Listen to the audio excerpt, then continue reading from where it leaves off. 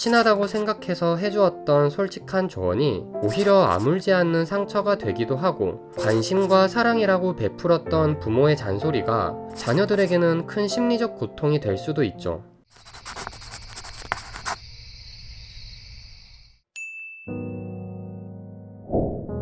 사회적 통증이라는 말이 있어요. 관계나 구성원에게 상처를 받을 때 오는 심리적인 고통이에요. 인간은 이런 사회적 통증을 어떤 동물보다 강하게 느낀다고 해요.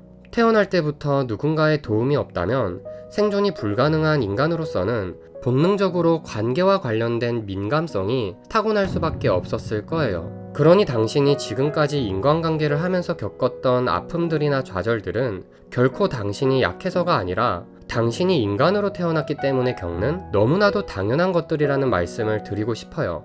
물론 사회적 통증쯤이야 나를 조금이라도 힘들게 만들 수 있는 사람들은 애초에 그냥 차단해버리면 단순히 괜찮을 거라고 생각하시는 분도 계실 거예요. 하지만 자신에게 상처를 주었던 사람들의 얼굴을 한번 떠올려 보세요. 생각보다 자신과 가까웠던 사람들이 더 많이 떠오르지 않나요?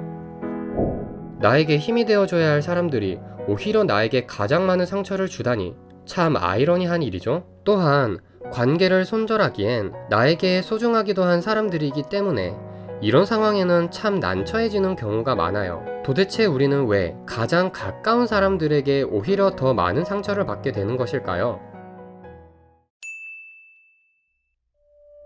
정신과 의사이자 작가로 활동 중인 문요한의 저서 관계를 읽는 시간에서는 우리가 친한 사람들에게 더 많은 상처를 받는 이유는 바로 서로 가까워질수록 바운더리의 경계가 허물어지기 때문이라고 말해요.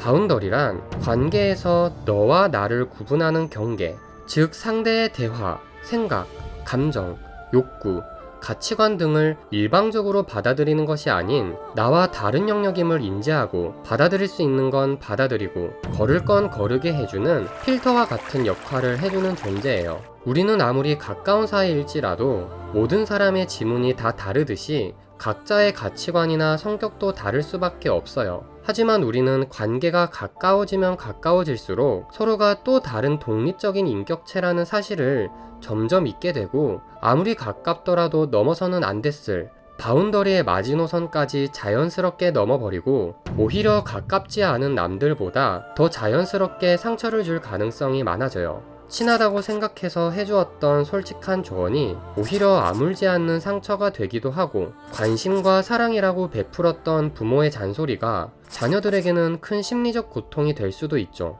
심지어는 자신과 가까워진 상대방을 자신의 일부라고 생각하면서 소유욕을 느끼고 자꾸 간섭을 하거나 상대방을 바꾸려 들기도 하면서 관계가 꼬이는 경우도 굉장히 많아요. 그래서 저자는 가까운 사람과 현명하게 잘 지내기 위해서는 꼭 관계의 바운더리를 잘 세워야 한다고 말해요. 바운더리를 잘 세운다는 것은 그만큼 상대방으로부터 나를 지키는 과정이고, 이는 곧 상대방에게 자신의 솔직한 표현을 전달하는 과정이기도 해요. 하지만 우리는 보통 솔직한 표현을 상대방에게 전달하는 것을 매우 어려워해요. 관계가 불편해지는 것이 두렵기 때문이죠. 하지만 관계가 혹시나 잠깐 불편해지는 것보다 내가 이 솔직한 표현을 하지 못해 나의 바운더리가 상대방에게 자꾸만 침범당하고 그로부터 오는 관계의 상처가 더욱 나에게 큰 고통이라면 결과적으로는 당연히 솔직한 표현을 하는 게 맞아요. 또한 그저 표현 없이 참게 되면 당장은 관계가 갈등 없이 지나가는 것 같지만 언젠가는 폭발해 관계에 더 큰 악영향을 미칠 수도 있다는 점을 명심해야 해요. 저자는 관계의 바운더리를 강화하기 위한 자기 표현의 구체적인 단계를 다음과 같이 제시해요. 첫 번째, 습관적 반응을 일단 멈춰라. 우리는 평소 습관대로 무의식적인 행동을 주로 하게 되는데 이는 관계에서도 마찬가지예요. 누군가의 부탁에 쉽게 거절하지 못하고 그래 해줄게 라고 자동적으로 말하는 게 만약 당신의 습관이라면 당신이 직접 의식해서 이 패턴을 끊지 않는 한 앞으로도 영원히 당신의 바운더리는 상대방에게 침범당할 것이에요. 그러니 내 바운더리가 침범당한다는 생각이 들면 일단 습관적인 반응을 하지 않고 멈추는 것이 필요해요. 두 번째, 나의 감정과 욕구를 알아차려라. 상대방의 행동에 습관적인 반응을 보이지 않는데 성공했다면 그 순간 자신의 마음속에서 느껴지는 감정에 집중을 해보세요. 내 감정이 부담감을 느끼는 것을 보니 이 부탁은 내가 원하지 않고 있구나. 내 감정이 불편해지는 것을 보니 이런 농담은 내가 받아들이기 힘든 것이구나. 자신의 감정은 곧 자신이 무엇을 원하고 있는지를 가장 정확하게 반영해주는 신호예요. 세 번째, 상대와 상황에 따라 자신의 반응을 조절하고 표현하라. 내 욕구와 감정 상태를 알아차렸다면 이제 이것들을 솔직하게 표현할 차례예요. 말하지 않으면 상대방은 영원히 당신의 마음을 몰라줄 수 있어요. 상대방이 무조건 내 마음을 알아줄 것이라고 생각하는 것은 사실 너무 큰 기대죠. 물론 솔직한 표현을 하는 것은 서로가 불편해질 수도 있는 힘든 일이에요. 내가 느껴지는 그대로 말할 수 있다면 가장 좋겠지만 현실은 그렇게 쉽지가 않죠. 그래서 우리는 상대가 어떤 상대인지에 따라, 상황이 어떤 상황인지에 따라 자신의 표현을 적절히 조절해서 전달해야 하는 경우가 많아요. 저자는 이를 노골적인 솔직함이 아닌 다듬어진 솔직함이라고 표현해요. 저자는 다듬어진 솔직함을 위한 좋은 방법 몇 가지를 소개해요.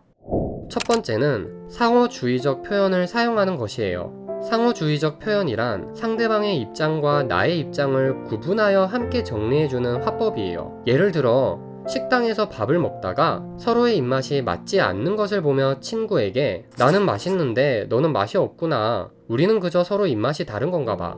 와 같이 자신의 입장도 솔직히 표현하면서 동시에 상대방의 입장도 잘못된 건 아니라는 의미를 함께 전달해주는 것이죠. 두 번째는 내 입장을 표현할 때 상대방을 향한 판단보다는 내가 원하는 바를 차분하게 전달하는 것에 포커스를 맞추는 것이에요. 상대방을 향한 판단을 솔직하게 표현하는 것은 오히려 상대방의 기분만 더 자극시키고 대화의 양상이 관계의 회복에 있어서는 비생산적이고 감정적인 대화로 빠져버릴 가능성이 높아지므로 삼가는 게 좋아요.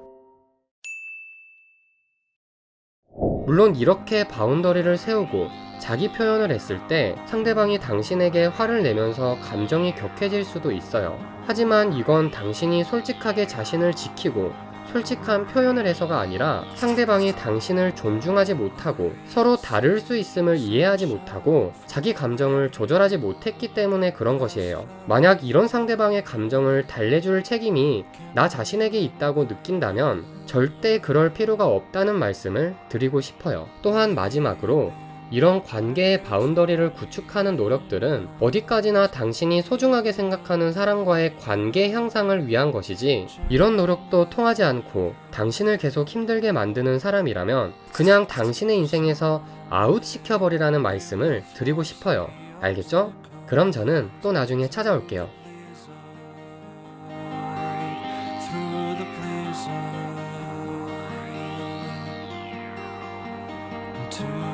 Today we will sail our